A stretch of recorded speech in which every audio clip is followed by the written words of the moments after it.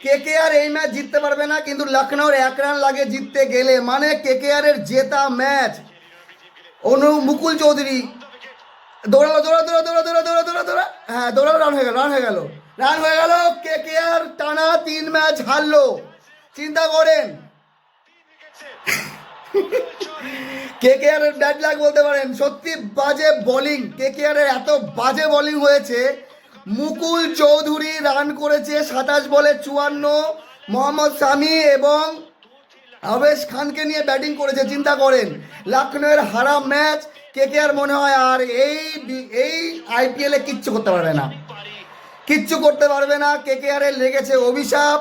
KKR সত্যি এটা খুব লজ্জার বিষয় কেকেআর এর, কারণ কেকেআর কলকাতায় যে পারফরমেন্স দেয় তার মধ্যে লখনৌর মতো দল আজকে রান কম হয়েছে। যেমনভাবে আজিঙ্ক্য রাহানে, রঘুবংশী খেলছিল, তারপরে ক্যামেরুন গ্রিন ম্যাচকে পুরো শুইয়ে দেয়। আর বল করতে এসে 2 ওভারে 14, শুধু একার দোষ দিলে হবে না, বাকি প্লেয়ারদেরকেও করতে হবে। কিন্তু লখনৌ ডিজার্ভ করে এই ম্যাচটা। যেমনভাবে মুকুল চৌধুরী একা হাতে ম্যাচ জেতালো, অনেক কংগ্রেচুলেশন লখনৌ সুপার জায়ান্টস।